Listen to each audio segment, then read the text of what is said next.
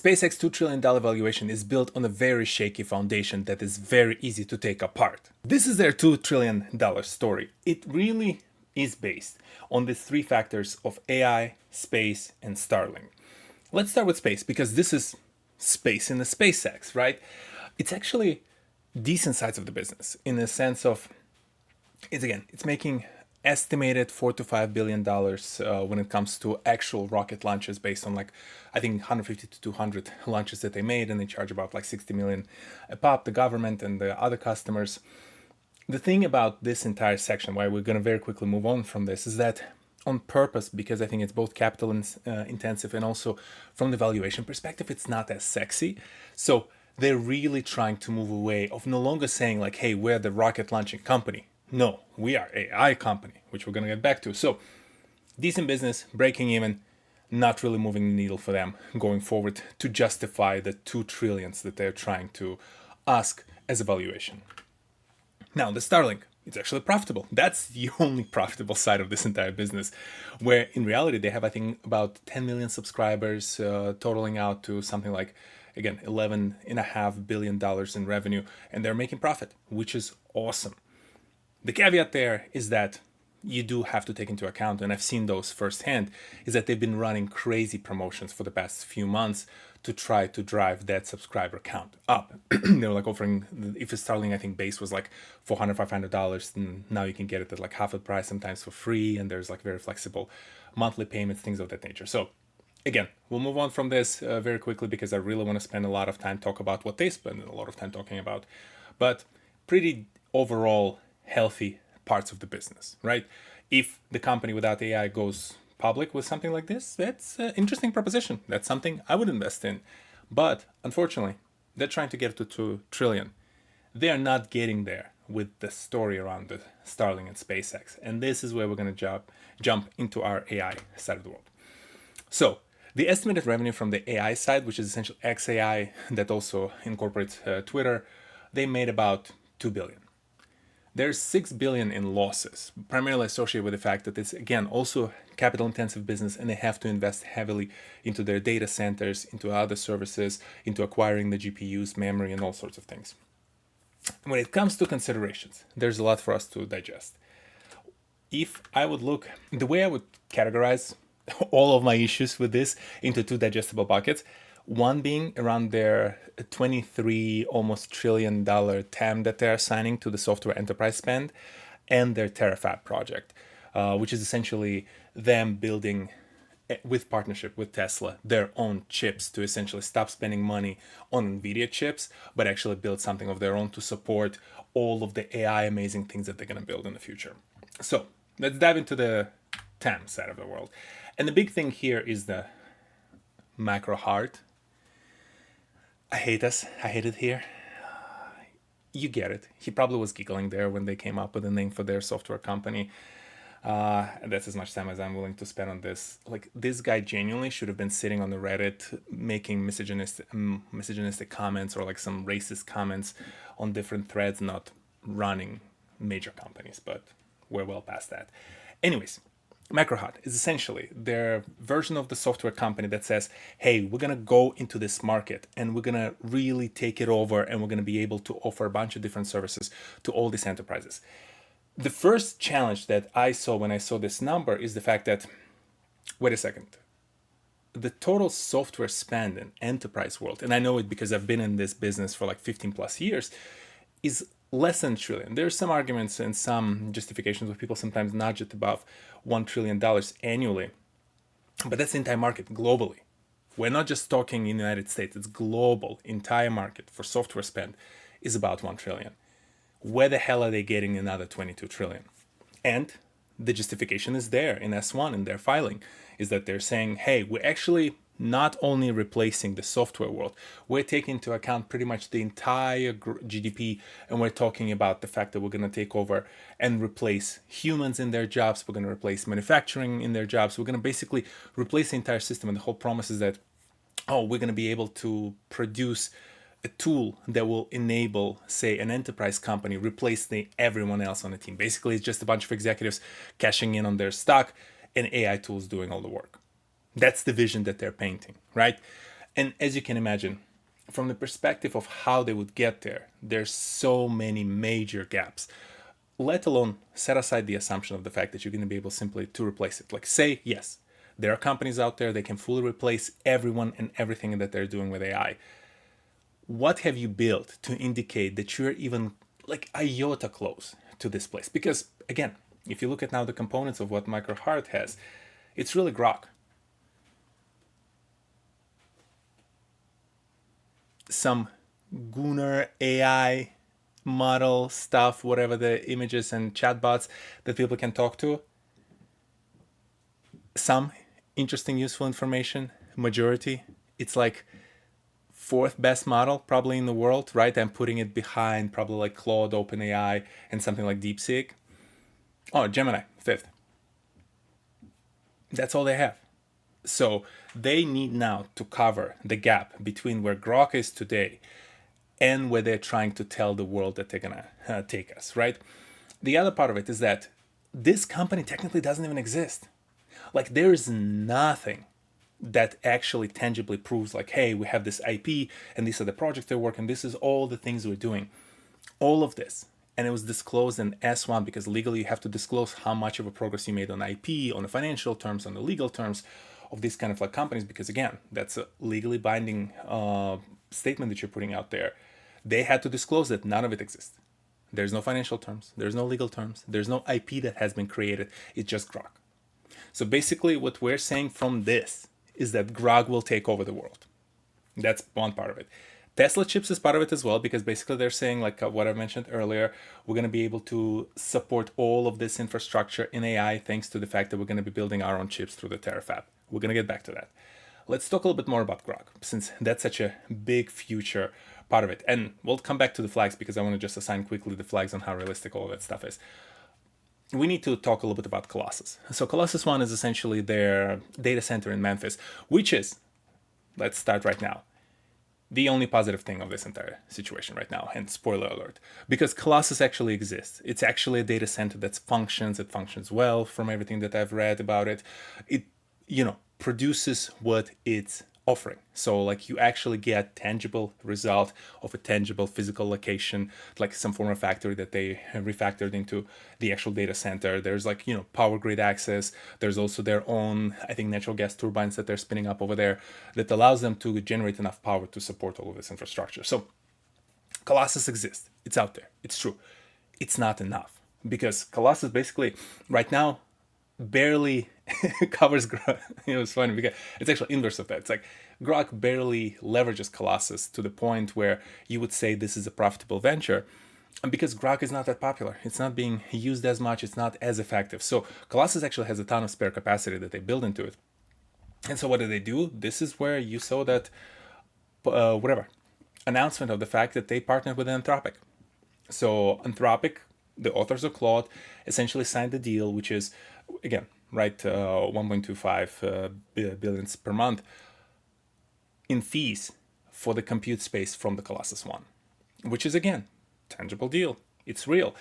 Supposedly, Claude even increased the credit cap limits on their subscription service thanks to the fact that they now have access to what they consider cheaper compute thanks to Colossus. So this is, again, as a deal, we'll say it's okay. Like, I'll tell you why it's amber and not necessarily green. And it's primarily because the entire contract, and they had to disclose it in S1, is covered with terminations for cause and no cause. What this means is that for cause terminations are usually like, hey, you promised us a certain level of performance, you failed to achieve that. You promised us a certain level of power capacity, you failed to achieve that. You promised us a certain capacity of the compute, you did not achieve that. Like those kind of things. It's like very standard SLAs, a lot of software enterprise contracts. And again, that's what I stare at quite frequently in my day-to-day work. Include that for the rightful reasons, right? They're like, hey, we're paying you money. We expect you to provide us guarantees in terms of capacity. If you fail to reach those service capacity limits, we essentially can go and terminate. But there's termination also for no cause, which means I just decided to bounce. I decided this is no longer interesting for me, so I'm going to just terminate on a 90-day notice. This is, if again, we'll come back to my genius system of flags, this is a major red flag. Like when I negotiate, and I've negotiated hundreds and probably like thousands by now contracts, this is the first no-go for me ever. And all of my teams that ever work with me, they'll know we do not do termination for convenience. Termination for no cause is a terrible thing because essentially this entire, like, why do we even have the contract? If you have a contract with termination for convenience or no clause, you might as well just handshake and be done with it. Like, that's, handshake agreement has the same amount of power as that contract. And so because of this, I cannot confidently say like, hey, this is an amazing thing. Like, this is a good thing. It added some extra positive, but in reality, it's like one of the only positives in this entire S1 filing for the SpaceX is the fact that they have this partnership. And again, Claude, Anthropic, they can just walk away from it on a short notice. So this is kind of like that situation where you kind of have some ground there to begin with, but the only reason this contract has the capacity to exist is because Grok is not being used, and Grok is going to take over the world. So how are we going to do that? Now let's talk TerraFab, because TerraFab is another interesting place to talk about because it's essentially the chip factory. As I mentioned earlier, what they're saying is like, hey, we're going to build this Tesla chips. They're going to replace all of the AI, basically hardware, physical silicon that we're using because we're going to make our own stuff. It's kind of like a similar thing to what Google is doing with their TPUs, right? They're saying like, hey, we're spending so much money on NVIDIA. We're going to figure out a way to kind of like transition away to some other hopefully homegrown set of chips. Again, long story short, a lot of it is still built on the same factories in Taiwan, somewhere else in the world, but the design and the actual IP ownership is within the company, like TPUs owned by Google, TerraFab. The chips, the partnership is planned to be between Tesla, Intel, and SpaceX. And essentially the idea is that Intel will help them construct the fabrication, because TerraFab is supposed to be the actual factory that constructs it. So it's no longer, hey, we're going to just send it to designs to Taiwan and TSMC or someone else will like send it back to us. No, we're actually going to build our own stuff here in the United States. Cool idea.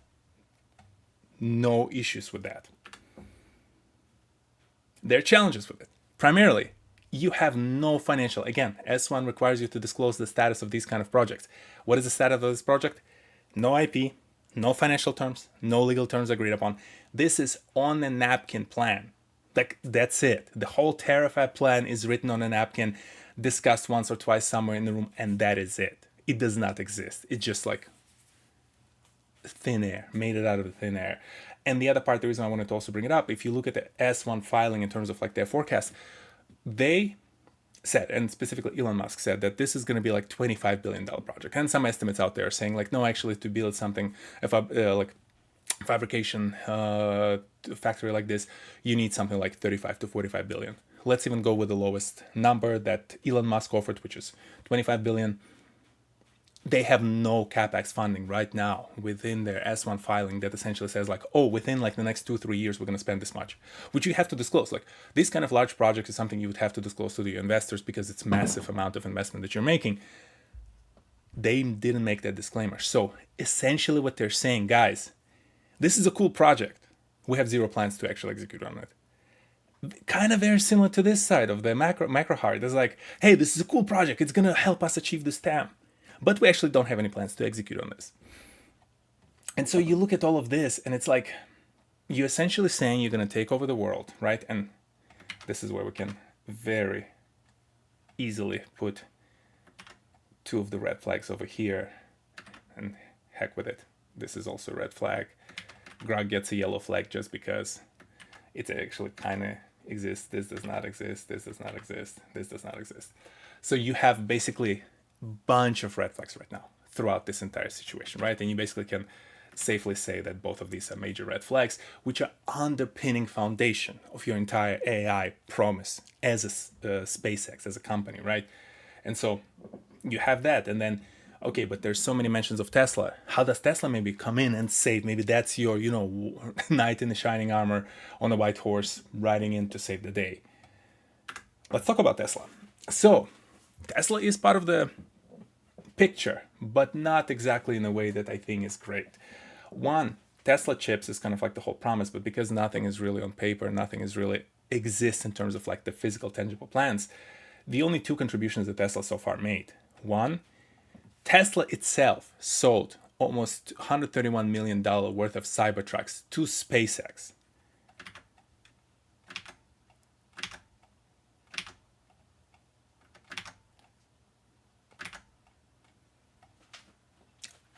unless you're someone completely new to the world of the business,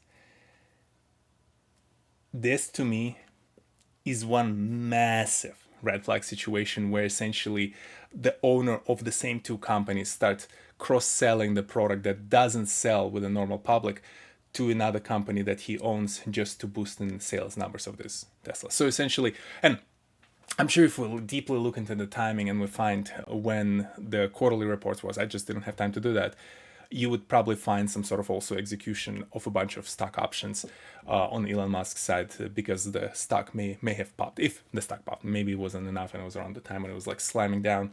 But that's the only so far Tesla's contribution. They essentially took $135 million in cash from the SpaceX as an organization for this sale. And then the other one, they did sell the Megapack batteries for the Colossus. So again, actually no, let's be generous.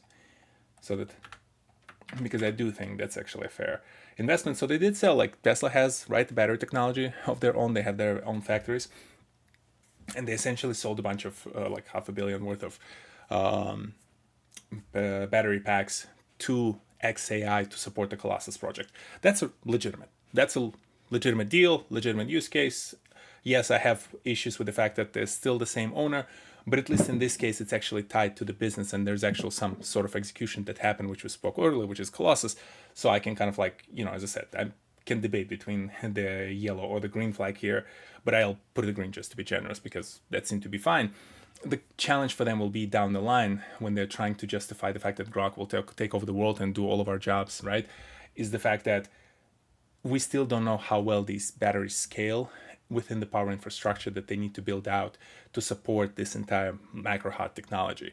Which same, by the way, goes for their Anthropic deal, and why one of the clauses in Anthropic contract for termination for cause is around the fact that, like, hey, you guys actually need to deliver on the Colossus 2, which is essentially the second factory that they're building out to structure their data center. Essentially, that needs to be fed enough power to support everything that they need to do here.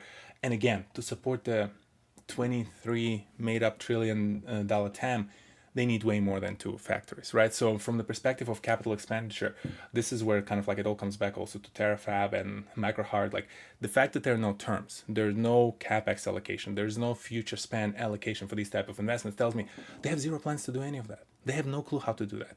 But again, this is what the Elon Musk magic is. It's just a lot of blah, blah, blah, and a lot of gullible people who are saying, oh yeah, they're absolutely going to do that, right? Like, I'm a strong believer in looking at the numbers. I'm a strong believer in looking at fundamentals. If you've been on this channel before, you heard me say this over and over again. So when I look at all of this, I see a lot of red and only few yellow and green pieces really tied to, again, primarily Colossus and Anthropic deal, which again can also be terminated on the convenience. So that brings us to a few extra considerations that I would want to talk about.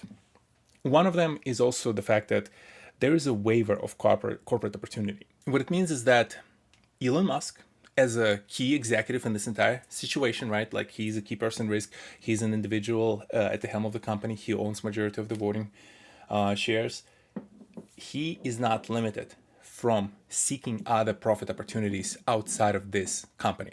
And one argument can be like, yeah, but he has a boring company, Tesla, these other things. Like those are known. You can include those and specifically call out certain companies that he's leading.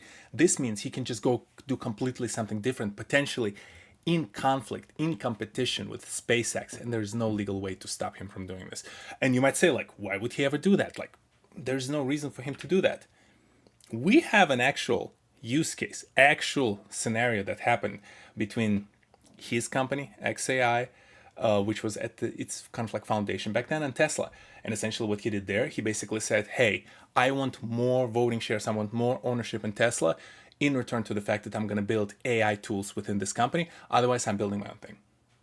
He literally threatened his own company that he owns to the shareholders and said, give me more money, basically racketeering, or I'm just going to go build this AI stuff that's getting hot. Like at that point, again, we're talking, I think, 2024. So it's like, it's just starting to take the shape and it's getting kind of like hotter, the whole entire AI conversation. And he basically goes and says like, yeah, you got to pay me up for me to invest in the company that, by the way, you are paying me already billions of dollars to manage. And so because of this, I think it's a major issue because in the future, SpaceX is not performing well, or some other issues are happening, or maybe there's an opportunity for him to go and quickly spin up another XAI-like startup, like, I don't know, we're talking quantum computing or something, whatever's the next hot thing that people are going to lose their mind about. And he might, same way, threaten and say, like, hey, give me even more ownership of SpaceX, or otherwise I'm just going to go build this thing on my own. And by the way, the second point comes in. You cannot fire him for any of this. You cannot. He owns essentially the whole structure that they have. They have, like, to avoid complexity, they have several different classes of shares, and only one type of shares, I think Class B, owns the voting rights. And those voting rights essentially give you the permission to fire CEO. You have to have majority of those voting shares voted to fire him. Guess who owns 79% of those shares?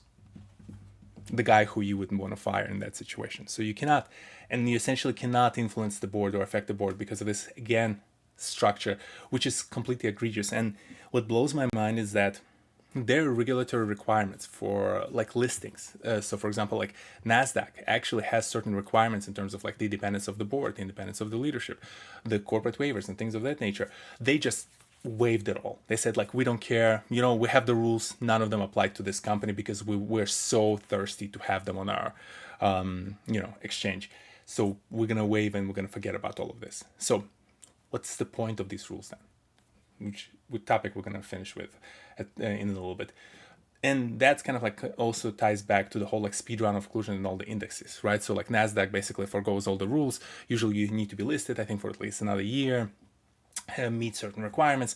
All of it is forgone essentially the moment you're listed. You include it in whatever, I think it's like NASDAQ 100, and it's like automatically means that you're starting to be injected into any index funds, which means a bunch of institutional investors who would see all of this and say, I'm not touching this IPO with a 10-foot pole. Guess what? If you're tracking the index, you're going to have to include it anyway. So there's basically artificial spoon-fed demand for SpaceX, forced through the fact that the index is foregoing a bunch of rules and saying, yes, we're going to include it, right? So a lot of you, including your 401ks, will now be exposed to this company because of this. And that brings me to the incentive to prop the stock for this company. Because essentially then what it becomes, because it's now huge, one of the largest companies in the United States and in the world at the $2 trillion or $1.75 trillion valuation, wherever they land. Now, your index is tied to it, 401ks are tied to it, institutional investors, pension funds are tied to it. Guess what? You cannot let it fail completely. There's going to be a lot of pain for everyone. So guys, you're going to have to take care of me. You're going to have to keep propping me up, give me government contracts, give me other things. Oh, current administration cares about the stock prices and stock market. Good, because now I can also influence them even more than I've influenced them before and say, like, hey, you want this thing to look green so you can tell your constituents that you're doing something positive for them? Pay me up. That's it. You essentially setting up that structure. And there's an Elon Musk factor, which we're going to close with, and I'm going to talk about in a second. One thing I just want to show and ask the fair $2 trillion question. If you have an opportunity through whatever vehicle, which unlikely you do, unless you're one of those institutional investors who are going to be forced to take it, like unlikely you have an immediate access to it, should you participate in this entire thing? Easy answer. Now, will all of these concerns matter in this entire discussion, and will people really consider all of these red flags when they're trying to pursue the IPO? What can I say? The reason why I don't think for a lot of people these do not matter is because for whatever reason, and as I said, it's been around for a while. I think it's like fifth maybe video where this comes up and I'm kind of like ranting about this. We just decided that fundamentals and all that stuff does not matter. We decided, hey, we're going to let people tell us, and it's like sophisticated investors, right? Tell us your story, and we're going to kind of like make a decision based on a story. We're not going to make a decision based on actual fundamental important things that will create a foundation for your business. We're just going to listen to the story, right? Like that's VC-like approach, which makes sense for the startups that are pre-revenue, pre-product. There is a vision, there is a charming founder, and we're gonna go invest in them, right? Like, I'm okay with that. That's fine. Like, you invest on a gut, right? Here, we have fundamentals. We have actual performance of actual parts of the business. We know exactly the fact that the space is breaking even, that the fact that the connectivity Starlink's side is actually making some money, not $2 trillion worth of valuation money, but it's a solid business. And we know how AI is underperforming. We know it's not the most popular model. We know they don't have the foundation to even achieve the top spot right now among all these models, let alone take over a bunch of parts of GDP to justify that 22 in some. I think if you include some of the other parts of the TAM that they shared on this one, it's like almost like $28 trillion total addressable market. Like, we know for a fact that they're nowhere close to this. It's not even ambitious. It's like daydreaming. I'm few drinks in kind of talk. And then you look at those additional foundational pieces, the fact that the company, the software company like MacroHeart, or the whole conversation about TerraFab, they also don't exist. So it's all like Fugazi, right? Whatever. It's empty. There's nothing there. We know it. They telling you on S1 filing that, hey, we actually don't think we're gonna achieve any of this. Like, they're explicitly telling you. And yet you have a bunch of these people out there saying like, oh, this is the hottest IPO. Oh, it's a FOMO. What if I don't invest in it and it's the next Google, it's the next Nvidia, it's the next whatever other company? And my challenge to this is like, yes, you know it's not the next company because those companies had foundational pieces in place. Like, they had, when Google, you would invest in it back in the day, you already saw that machine slowly turning on in display ads, seeing the actual money, actual cash flow coming in. You saw the potential. You look at, again, someone like Nvidia, you saw the quality of the chips, you saw their popularity, you saw how effective they are, you saw how consumers loved the brand back in the day, right? Like when it was a consumer facing brand. You had the foundational pieces. Even as I said, strip AI out, look at just like space side of things and the Starlink side of things. These are foundational good businesses. They function, they work, they do great things. SpaceX is head and shoulders above anyone else in the world right now when it comes to space launches. Starlink is a great idea in general. Like, I'm all for, ease of access of connectivity to the internet all over the world. Like, I genuinely appreciate that idea. But now, coming back to this whole Elon Musk factor, you have then a person in place within those companies, right, who explicitly has a track record of decades now of completely overpromising and completely under-delivering on anything and everything that he says.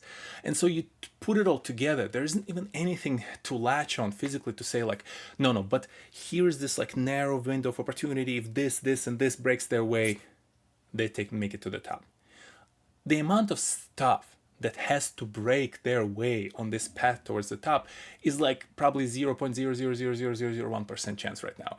And within this world, people are still like, oh no, but like, what if, right? It's like this gambling addict situation. Like, I know this chances of this parlay are super low, but what if, imagine if it hits, I'm making hundreds of billions. To me, honestly, like, the degenerate behavior right now of the investment markets reminds me, I just recently on the flight watched the movie Uncut Gems. Like, if you've ever seen it and you've seen how the character within that movie continuously just gambles and gambles and gambles on different things, playing up the odds, pushing the odds further and higher until the movie ends the way it ends. Like, I don't see any difference between him and how he acts and behaves and how a lot of these investors act and behave. And to me, it's also reminds me, and this is a little bit of a background for my personal story. Like, I've considered entering that world of the investment banking, and that's why like I still have passion for the finance and investment, because I genuinely find it fun. Like, I genuinely find it fun to break down those companies, understand how they work, figure out, fix them. But that's where also operational interest comes in. Like, I actually go and fix companies. I know what it takes to make these kind of projects work. And so I have that perspective, and within that perspective, within those years of me being in a career and attempting to like go into the investment world, I've met those people. I know those people, right? Those investment analysts, those people who manage a bunch of like, billions of dollars in assets under management and the funds. 80% of them has zero freaking clue what they're doing. They're not that smart. They do not understand the businesses that they invest in or recommend to invest as analysts. They're just flying by the seat of their pants and essentially just trying to figure out like, hey, again, like a gambler, I just need to place it on the red or the black, on the red, on the black, and hopefully it will pan out. And if pan out, enough times in a row, people will think I actually know what I'm doing, so I'm great. And there's good like 20% of real deep analytical folks who like come through the all these S1 kind of filings or any kind of like quarterly annual filings if it's already a public company. They understand the market. They actually go in the field and they talk to the businesses that those companies target. They try to understand the business's perspective. They're interested in purchasing their products. Like, it's a ton of work, but they do it and they do it well. And so it's worth paying attention to their understanding of the market. It's coming back to the whole like Big Short conversation. If you remember Michael Berry section, right? I think it was where early on in the movie, he's asking one of his people who he's about to hire, like, give me all the mortgages, I want to read them. It takes time. And he did, and he read them, right? And he went through line by line and understood the bits and pieces of those mortgage-backed securities, and he saw the underpinning. It's kind of like similar here. It was like red flag, all across the board. And he understood that if everything is red over here, it cannot be green up top. Like, this entire situation is underpinned by something that's about to collapse. And that's what I'm seeing when I look at something like this. Like, I see so many red flags. I see so many things that just like foundation, it's non-existent. It's like rotten to the core. And yet there are people out there saying, we can put $2 trillion on top of it, easy. And it's going to be nice and quiet. So, I don't know. It's just, as I said, I'm even setting the whole conversation about Elon Musk's character aside, right? Like, as I said, he already threatened his companies before. He showed his face multiple times, right? Like, but it's a whole nother debate of how we, in my opinion, do too much to accept terrible behavior and terrible character from individuals just because they make someone else money. Like, ethics of it bothers me to a completely different extent, because I would never do a business with someone who I'm not ethically aligned with. Yet people here are saying like, oh yeah, but it's okay that he says all those things and does his Nazi salutes and all that stuff. Like, yeah, it's okay, but he's gonna make us money. Like, he won't. And I know it's turning into rant right now, so I'll stop there. If you look at the fundamentals, you look at fundamental pieces of this business and how they're structured, and you look at underpinning of it through all of these like macro hard and the terafab and all those bits and pieces, and you realize that they're non-existent, there's no plans to execute on them, there's no path to execute on them, how can you say that this company is justifiably worth $1.75 to $2 trillion? You cannot. And so, again, if I were you, not a financial advice, but I know even if I would have an opportunity, not even within the 10-foot pole, that I'm getting close to this, because it just, both on a fundamental perspective, on a future execution ability perspective, and just on ethical perspective, there's no way I would associate myself with any parts of it, which is unfortunate because I freaking love SpaceX as a company from the rocket ship perspective. Like, I used to have 2 Falcons landing in parallel, that photo, as my desktop screen across all of my machines for years.